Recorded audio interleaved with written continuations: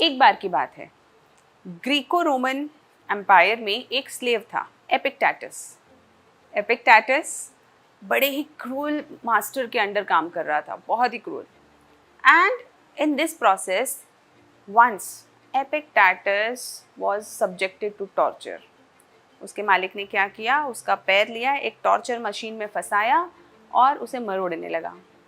Epictetus ने उसे बोला, देखो पैर टूट जाएगा, it will be broken. Master बहुत क्रूअल था, मरोड़ता रहा और वो पैर टूट गया। जैसे ही पैर टूटा, एपिक्टेटस ने बोला, I told you it will be broken, और उसी शांत भाव से उठा, अपना इलाज करा और चला गया। अब इस पूरी प्रोसेस में एपिक्टेटस के पास दो चॉइसेस थी, जैसे हम सबके पास होती हैं लाइफ में। एक चॉइस थी कि जब वो पैर मरोड़ रहा था मास्टर, वो रोता गाता चिल्लाता, खूब गालियां देता, परेशान होता, और जब टूट गया था पैर उसके बाद वो अपनी किस्मत को कोसता और ये सोचता कि क्या हो गया मेरे साथ, कैसे मेरी ज़िंदगी इतनी बर्बाद हो गई। बहुत सारे रास्ते थे ऐसा करने के, लेकिन उसने क्या चूज़ किया? उसने चूज़ किया कि देखो अब ऐसे मास्टर के अंडर में काम कर रहा हूँ तो ऐसा होना है, हो गया। And after that he started to move towards the resolution, finding the solution. And in this life it is very important. बहुत बार ऐसा होता है कि हम लोग ये समझ ही नहीं पाते अपनी लाइफ में कि प्रॉब्लम कहाँ हो रही है। हमें ऐसा लगता है कि मेरे साथ ही ऐसा क्यों हो रहा है, उसके साथ क्यों नहीं हो रहा। बहुत सारी ऐसी चीज़ें हमारे मन में आती हैं, लेकिन स्टोइसिज्म जो है कि फिलॉसफी है, ग्रीको रोमन फिलॉसफी है, बहुत ही इंटरेस्टिंग फिलॉसफी है और हमारी लाइफ के बड़े सारे सॉल्यूशंस देती है। ये हमें बताती है कि लाइफ की मेजर प्रॉब्लम्स में हम कैसे शांत और समझदारी से काम ले सकते हैं, शांति से और समझदारी से काम ले सकते हैं। जैसे कि अगर हम स्टोइसिज्म की फ़िलॉसफी को समझें तो बहुत सारे स्टोइक फिलोसोफर्स हुए हैं, सेनेका, एपिक्टेटस जिनकी आज हमने कहानी सुनी, मार्कस ऑरेलियस। इन सब से लाइफ लेसन्स हम बहुत सारे लेंगे, लेकिन आज जिस टॉपिक पे स्टोइसिज्म के हम बात करेंगे वो है what can we change and what we can not. इसके लिए एपिक्टेटस एक बात कहते हैं, there are things which are within our power and there are things which are beyond our power. हमारे जीवन में ऐसी बहुत सारी चीज़ें हैं जो हमारे बस में हैं और बहुत सारी ऐसी चीज़ें हैं जो हमारे बस में नहीं हैं। समझदारी बस उन चीज़ों को पहचानने में है कि क्या हमारे बस में है और क्या हमारे बस में नहीं है। जो चीज़ें हमारे बस में नहीं हैं उन पे रोना गाना चिल्लाना परेशान होना कोई फ़ायदा नहीं है, क्योंकि आप कितना भी परेशान हो वो नहीं बदलने वाली। आप कितना भी सोचिए कि किसी तरीके से ये बदल जाएं, नहीं बदलने वाली, क्योंकि वो आपके कंट्रोल के ही बाहर हैं। और उन पे रोने गाने के चक्कर में, उन पे परेशान होने के चक्कर में हम किस चीज़ को और इग्नोर कर देते हैं या किस पे काम नहीं कर पाते? उन चीज़ों पे जिनको हम कंट्रोल कर सकते हैं। जैसे हमारे पेरेंट्स कौन होंगे, कैसे होंगे, उनका फाइनेंशियल स्टेटस क्या होगा, उनका पॉलिटिकल सोशल स्टेटस क्या होगा, ये हमारे कंट्रोल में नहीं है। हम किस देश में पैदा होंगे, किस स्टेट में पैदा होंगे, किस डिस्ट्रिक्ट में पैदा होंगे, किस सिस्टम में पैदा होंगे, वो हमारे कंट्रोल में नहीं है। हमारे फिजिकल अपीयरेंस बहुत बार वो हमारे कंट्रोल में नहीं है, डिपेंड्स ऑन आवर जीन्स। बहुत बार ऐसा होता है कि हम अपनी लुक से डिससेटिस्फाइड हैं या अपने ही किसी फिजिकल फॉर्मिटी या डिफॉर्मिटी से परेशान हैं, लेकिन ये सारी ही चीज़ें आपके कंट्रोल के बाहर हैं। तो अगर आप अपने पेरेंट्स से परेशान हैं, अपनी सिबलिंग से, रिलेटिव से, प्रॉब्लम क्या है ना कि ये आपके कंट्रोल की बात है ही नहीं। This is not something you can control. You can not control your birth, your place of birth and you know the country and relatives. You cannot control them. It is beyond your control. यानी कि अब ये जो जितनी परेशानियां आपके जीवन में इन वजहों से आ रही हैं, उस पर रोना गाना चिल्लाने का फ़ायदा है क्या?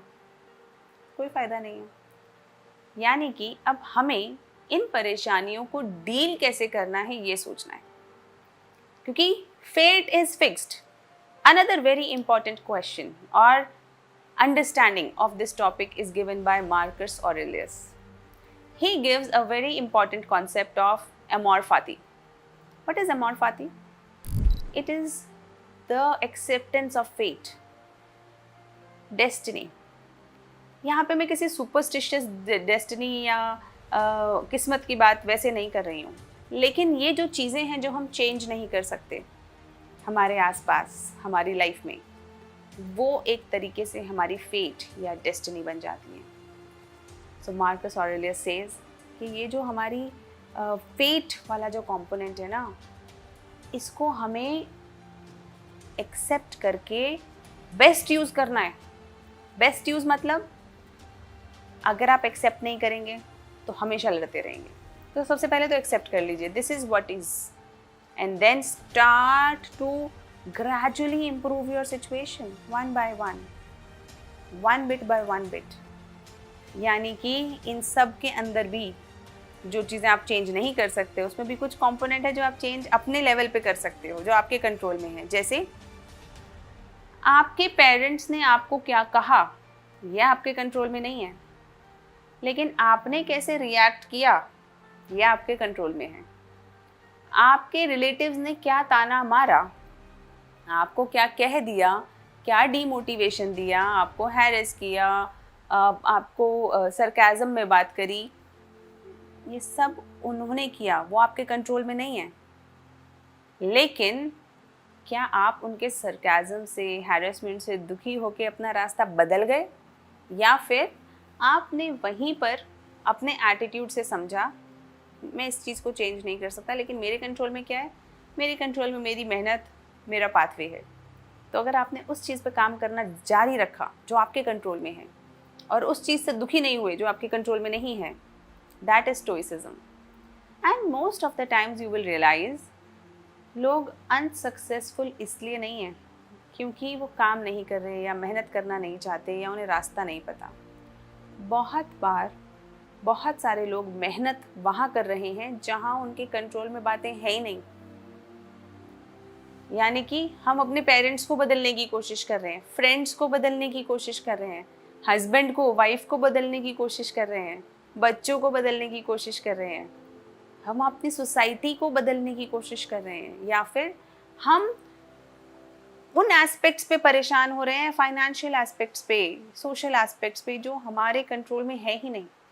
वहाँ काम करने की जगह क्यों ना हम वहाँ काम करें जो हमारे कंट्रोल में है.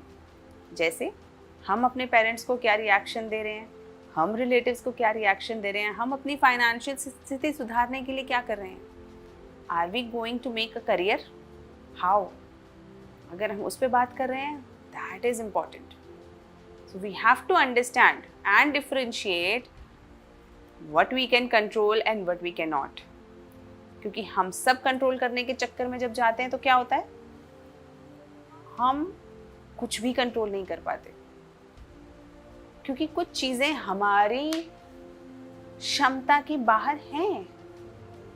तो उन पे नहीं ध्यान देना, उन पे कम ध्यान देना है, अपनी क्षमता की चीज़ों पर ज़्यादा ध्यान देना है.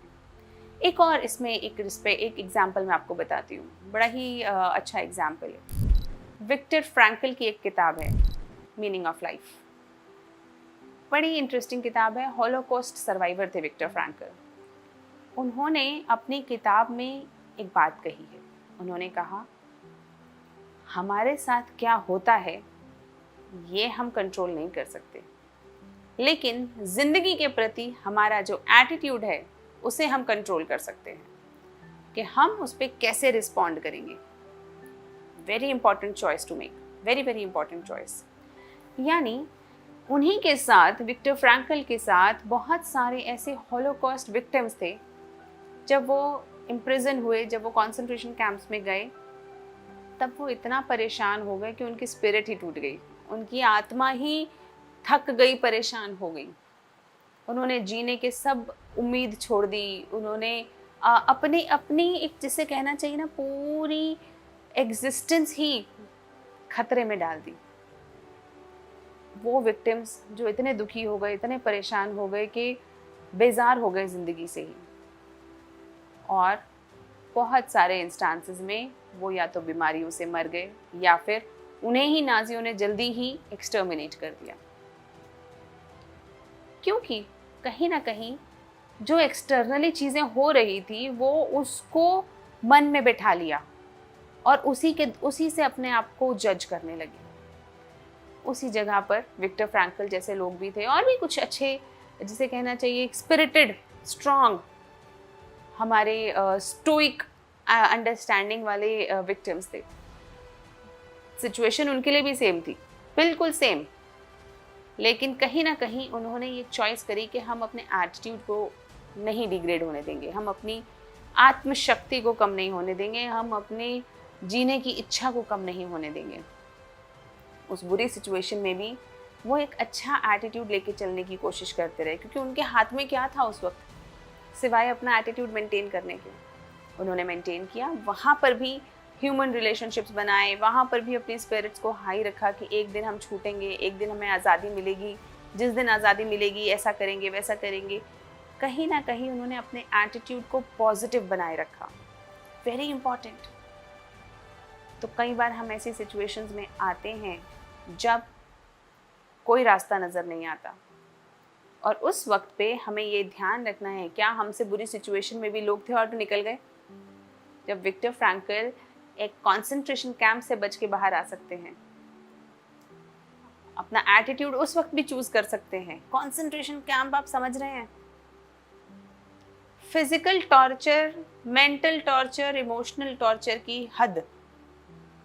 उस सिचुएशन में अगर कोई व्यक्ति अपना एटीट्यूड चूज कर सकता है, तो आप और मैं, क्या हमारी कंडीशंस इतनी खराब है? क्या हमारे जो फैक्ट्स हैं या जो चीज़ें हम चेंज नहीं कर सकते, क्या वो इतने खराब हैं कि हम उन परेशान स्थितियों में अपना एटीट्यूड नहीं चूज कर सकते? क्या आपका एग्ज़ाम में फेल होना इतनी बड़ी बात है कि आप उस वक्त अपना एटीट्यूड चूज नहीं कर सकते? या क्या आपके पेरेंट्स से मनमुटाव होना इतना बड़ा बात है, इतनी बड़ी बात हो गई कि आप अपना एटीट्यूड या अपना स्पिरिट हाई नहीं रख सकते?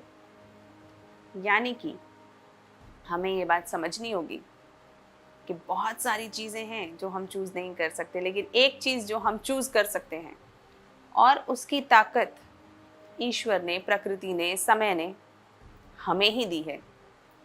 Choosing the attitude of our own self. हम किस चीज़ को किस नज़रिए से देख लेते हैं वो बहुत इम्पॉर्टेंट है।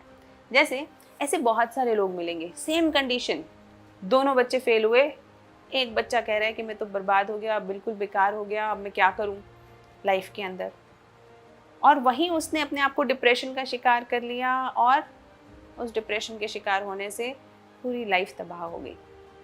वहीं पे एक और बच्चा, same condition, financial, parents, everything same, वो भी फेल हुआ। उसने सोचा फेलियर है, ठीक है, दुख तो उसे भी है, लेकिन उसने कहा चलो आगे कोशिश करेंगे, अभी का जो हमारा एक्सपीरियंस है, अभी की जो नॉलेज है उसे यूज़ करके आगे ज़िंदगी बनाते हैं। इसी का एक एग्जाम्पल देखिए, एपीजे अब्दुल कलाम सर, वो पायलट बनना चाहते थे, आपको पता है, पायलट बनना चाहते थे। MIT से उन्होंने एरोनॉटिकल इंजीनियरिंग में डिग्री भी हासिल करी और पायलट का टेस्ट भी दिया इंडियन एयरफोर्स में। उनका बचपन का सपना था पायलट बनने का, लेकिन रिजेक्ट हो गए एग्जामिनेशन में। बहुत दुख हुआ, क्योंकि सपना, और उसमें से भी बचपन का सपना टूटना सबके लिए बहुत टॉर्चरस और दुख वाली बात होती है।